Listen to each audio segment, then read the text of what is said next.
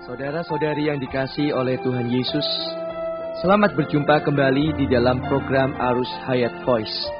Dan dalam kesempatan kali ini, saya akan membawa judul Hukum yang Terutama dan yang Pertama.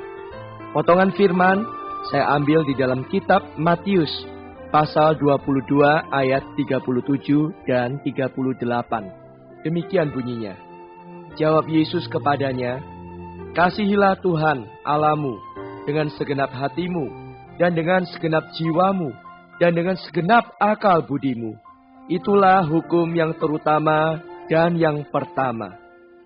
Saudara-saudari yang kekasih, mengasihi Allah adalah satu ciri khas orang Kristen. Untuk mendapatkan hidup yang kekal, Alkitab tidak mengatakan bahwa kita harus dengan segenap hati percaya.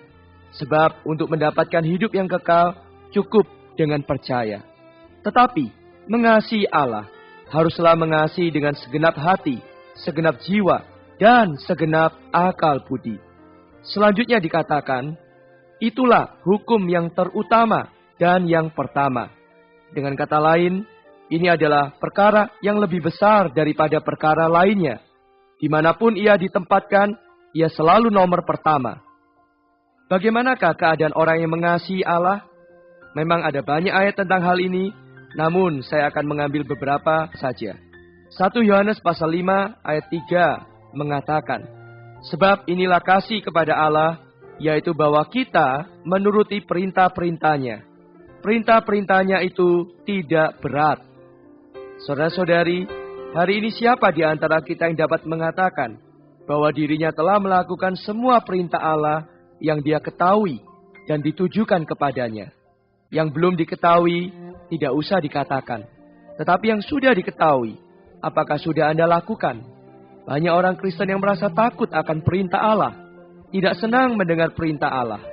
Kita harus tahu, tidak saja ketika Allah memberi perintah kepada kita wajib melakukannya, bahkan kita wajib mencari dengan aktif perintah-perintah Allah itu, dan wajib melakukannya setelah kita mendapatkannya. Mencari perintah Allah berarti memikirkan Allah. Dan itulah pernyataan mengasihi Allah. Roma pasal 8 ayat 28 mengatakan segala sesuatu bekerja sama untuk mendatangkan kebaikan bagi orang yang mengasihi Dia. Ayat ini banyak diketahui orang. Tetapi hanya sejenis orang saja yang dapat menerima kebaikan ini, yaitu orang yang mengasihi Allah. Jika Anda tidak mengasihi Allah, mungkin tidak ada satu perkara apapun yang bisa mendatangkan kebaikan bagi Anda. Allah tidak mengubah segala sesuatu. Allah akan mengubah hati Anda.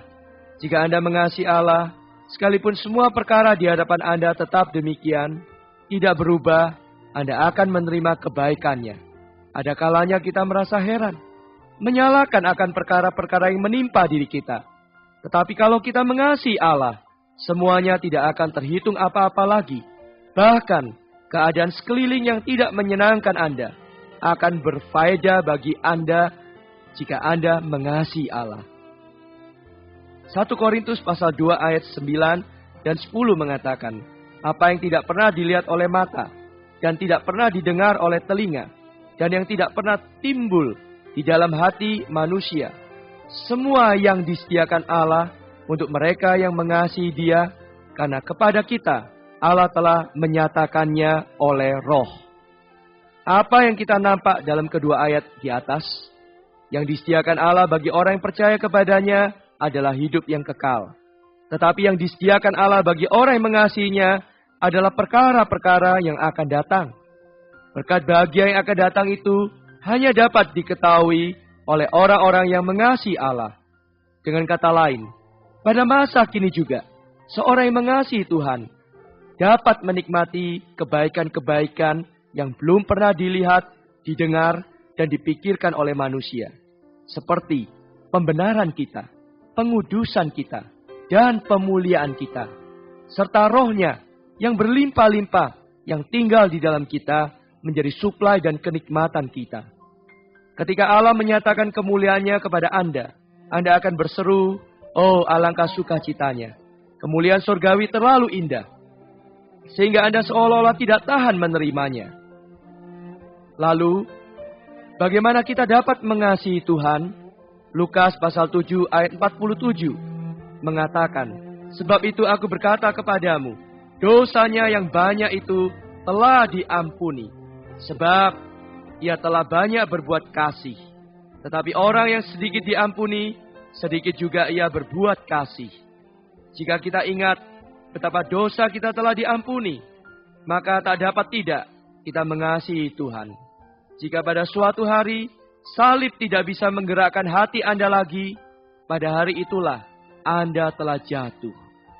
Mengapa perempuan dalam Lukas pasal 7 itu mau menyeka kaki Tuhan dengan rambutnya sambil menangis, bahkan mencium kaki Tuhan? Tak lain karena ia ingat bahwa semua dosanya yang banyak itu telah Tuhan ampuni. Kiranya Anda dan saya selalu hidup di dalam belas kasih pengampunan Tuhan, sekalipun pada suatu saat nanti kita menjadi kuat berkali-kali lipat. Terakhir, 1 Petrus pasal 1 ayat 8 mengatakan, "Sekalipun kamu belum pernah melihat dia, namun kamu mengasihinya. Kamu percaya kepada dia, sekalipun kamu sekarang tidak melihatnya. Kamu bergembira karena sukacita yang mulia dan yang tidak terkatakan." Di sini dikatakan, karena kita telah percaya kepadanya, maka kita mengasihinya. Apakah hasil dari mengasihi karena percaya? Timbullah sukacita. Dan sukacita ini sangat besar, mulia, dan tidak terkatakan.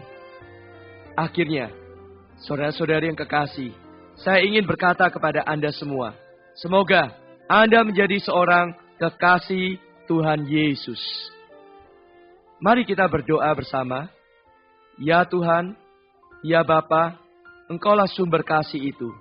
Bahkan dirimulah sang kasih itu. Kami meminta agar Engkau memenuhi hati kami dengan kasih-Mu ya Bapa. Pulihkanlah hati kami yang mulai tawar dan pudar.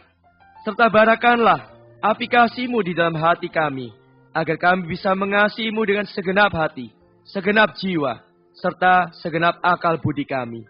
Dan senantiasa tinggal di dalam kasih-Mu. Di dalam nama Tuhan Yesus, kami berdoa dan mengucap syukur.